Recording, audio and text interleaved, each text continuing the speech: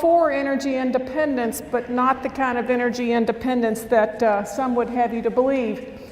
We believe that if we are dependent upon domestic energy sources, that's not really energy independence any more than being dependent on foreign energy sources.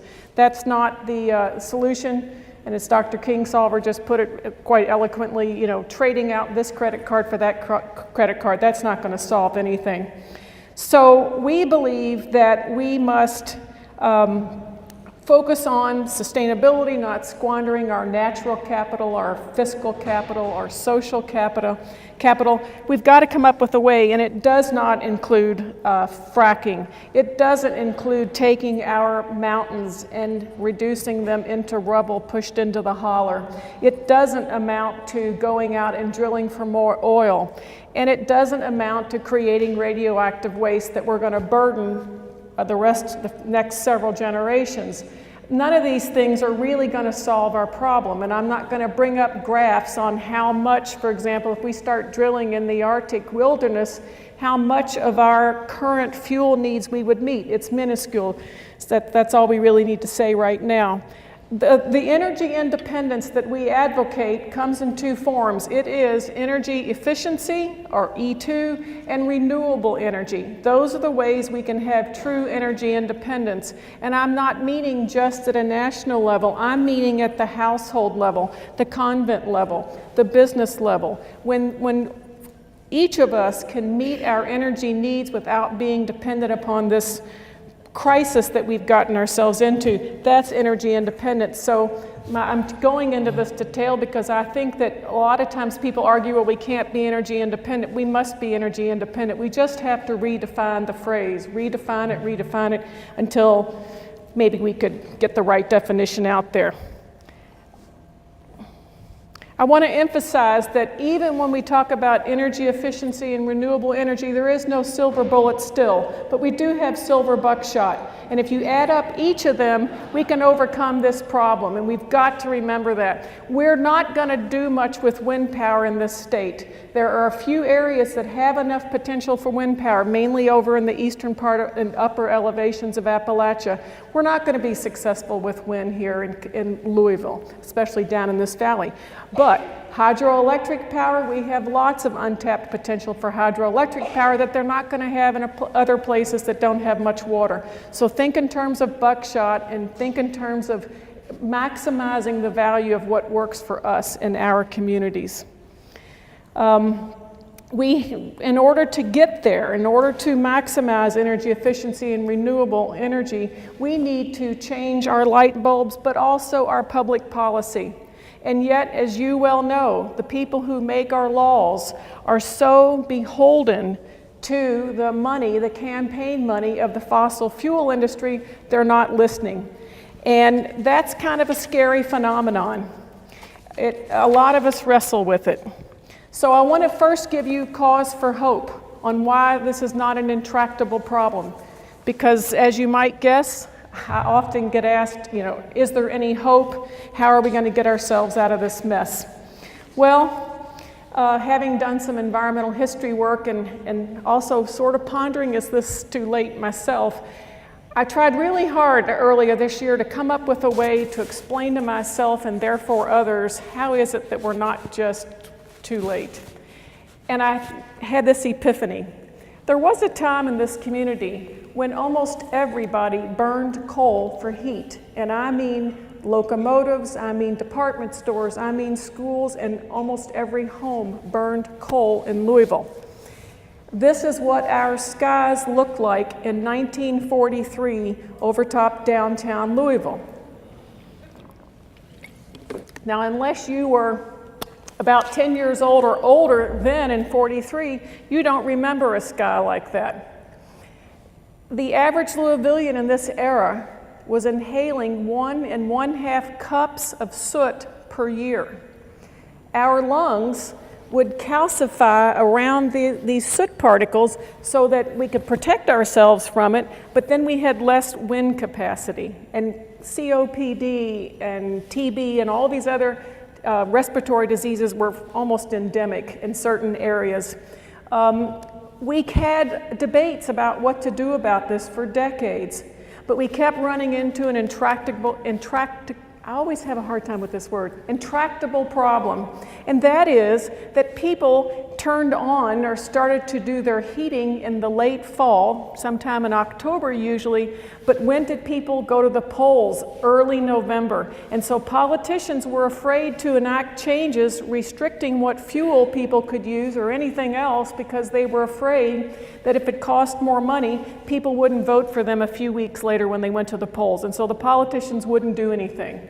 And this is what we dealt with. I don't know about you all, but I call that pretty desperate. I would have thought a sky like that would motivate people to act. Well, here's what happened. Between 1940 and 1960, the percentages of buildings that were heated with coal flipped. And we went from something like, I think it was 90% were doing coal, within 20 years it was 89% had shifted mainly to natural gas and a few to electric. In 20 years, without any external force, regulation, ordinance or whatever. People did it because it was easier. You didn't have to get up to a cold house and clean out last night's ashes and rebuild the fire. You didn't have to wash the house literally from the ceiling. They washed their ceilings and down their walls and all their drapes and all their upholstery. That's what spring cleaning meant. You cleaned up all the soot that had accumulated over the course of the winter. You didn't have to worry about the house setting on fire because of this fire that you had built into your house. So people did it because it was cheaper and cleaner and easier. Notice those three things. So I believe that we have the potential to have a sweeping societal shift like that again because it's in our own interest to do it regardless of what elected officials have the guts to do or not. So I think that we could institutionalize and again maximize energy efficiency and then renewable energy, and we could save money for our house budgets, school budgets, whatever, but we could also create jobs.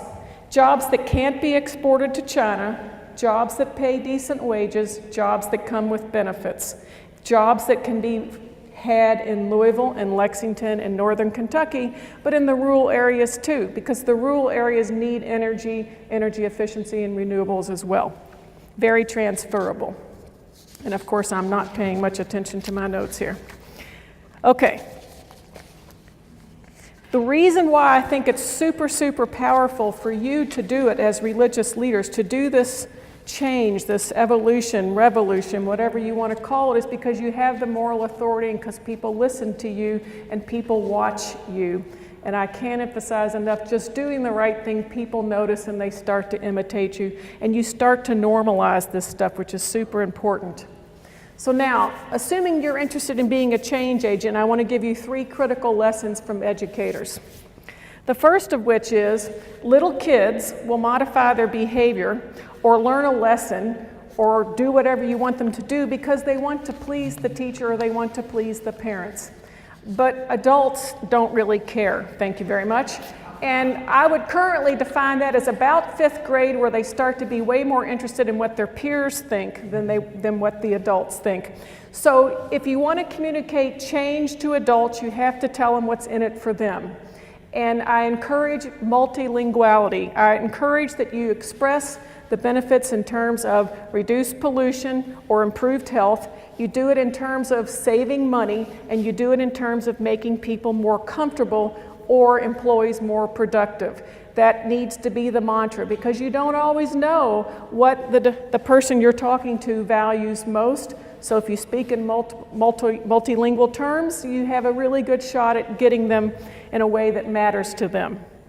The next is, little kids, according to psychologists, will need to see a new vegetable on their plates on average 10 times before they will open-mindedly taste it. I believe that grown-ups need to see a new technology or a new behavior, a new habit on average 10 times before they begin to visualize themselves doing the same thing and begin to replicate it. Now, lots of us will jump on it the first time we hear about it, but I'm talking the average bear needs to see this over and over again, and that's why religious leaders have the opportunity to help normalize, because they see you maybe once a week, maybe more often, and so when you model these behaviors, you're reinforcing it in their minds. And then the last thing is, pedagogists say that for children's literature, the axiom is show, don't tell, show, don't tell. We should not be telling people we don't like fracking, we want to have renewables. We should be showing them, because that's what works. I don't even like fooling with all these slides and trying to synchronize them with my remarks, but I think it's really important to show you what I'm talking about. And for those of you who don't recognize this, this is a page from the Lorax, where they cut down all the truffula trees to make thneeds that they didn't really need, but they created a market for it, and then they were cutting down all the trees, and you recognize this pattern, don't you? And I also recommend this book called The Tipping Point. It's about social epidemics, also known as fads, but it explains how the early adopters can then influence the second wave and then normalize a change through the culture. And it tells about the roles that some individuals play to make that happen. And I just think that all of us, when we start to read these things and we start to see ourselves in it, it's easier for us to then act out that role. Okay, so now calls for action. I need another drink, sorry.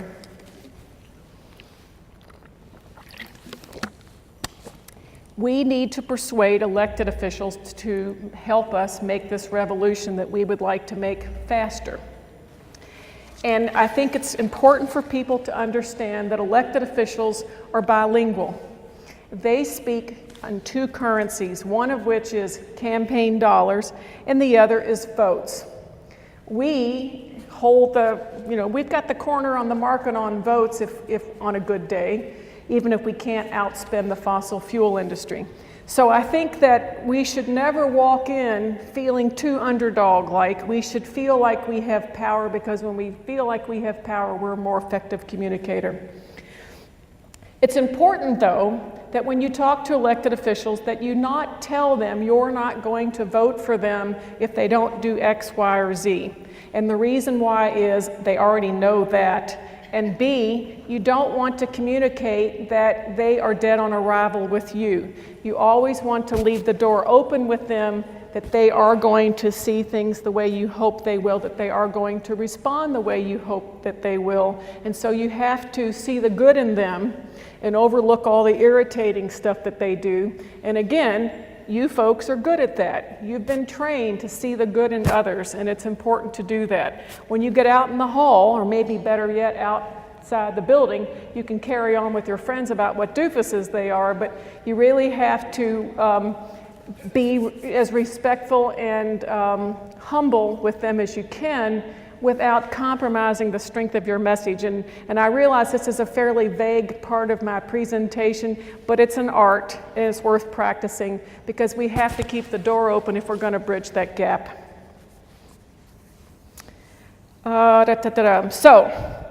I think, though, it's really important to emphasize that we can't just tell them that we're against fracking or a pipeline or mountaintop removal. We have got to show them the alternative that we talk about: energy efficiency, renewables, creating jobs, stabilizing economies, and we do that best by doing it ourselves. I have solar panels on my roof. I'm producing the electricity that I need. That makes me feel good. But it also gives me the moral authority to ask others to do it. And it's the sort of moral authority that you should try to do. Even if you can't do solar panels, there's plenty of things that you can do. And I think that when you do it, others are watching and they're going to start imitating you.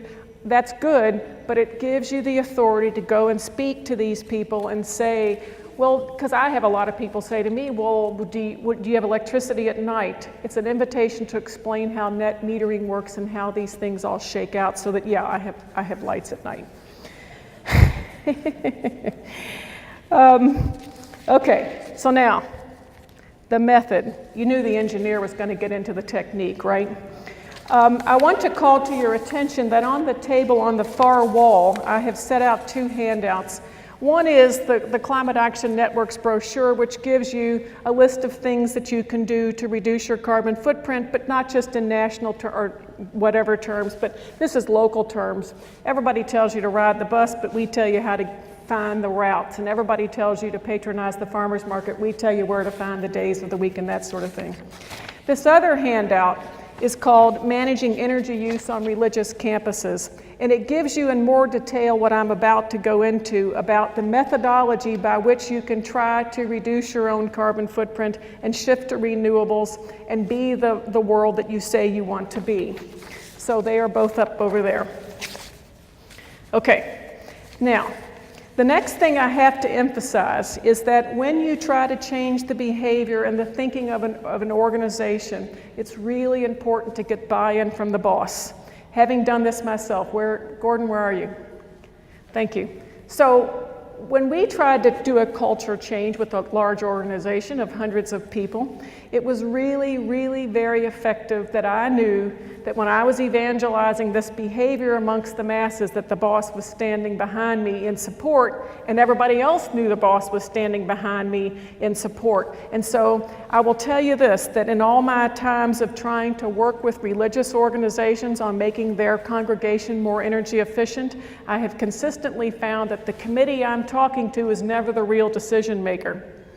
And they come up with really good plans and they take it to the on paper decision maker only to find that the real decision maker isn't behind it and very little ever happens. So I'm telling you right now, don't pay attention to the org chart. Figure out who really calls the shots in your organization and get those people on board with you, because otherwise you're going to be handicapped.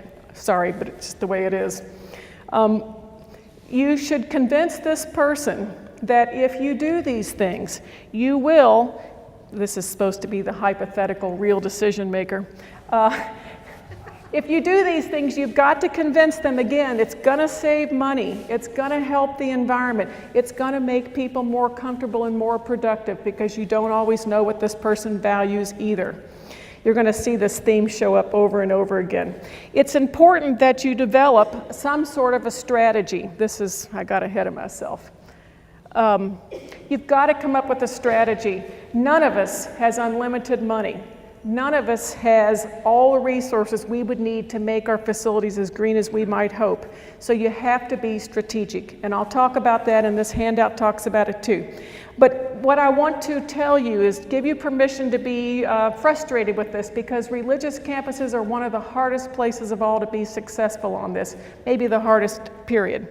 And the reason why is you don't have just a sanctuary with tall ceilings where the heat goes up there and yet the humans are down here. That's a big challenge, and they probably are going to frown on big ceiling fans up there, you know.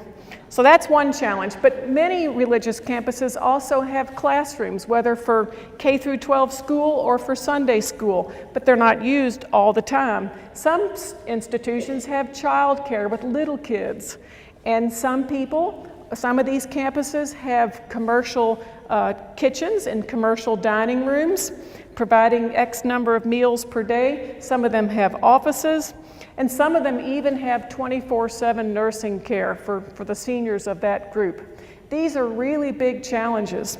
Other challenges are that sometimes the mechanical system for this building is completely separate from that building, and they don't even match, and you need one contractor for this one and one contractor for that one.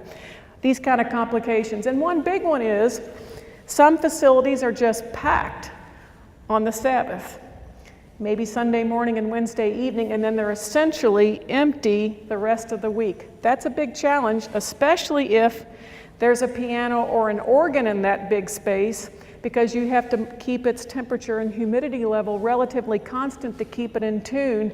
We're talking energy suck here. So this is not an easy thing to do, but you can see it's well worth it, and there is a method to the madness. So, did I mention convincing the person in charge, the real decision maker? If you need the Climate Action Network to come and give a talk to that person, if they hear it better from an outsider, please ask us. We don't charge. We customize each presentation to the audience and the learning objective. Start out, if you can, by buying renewable energy credits.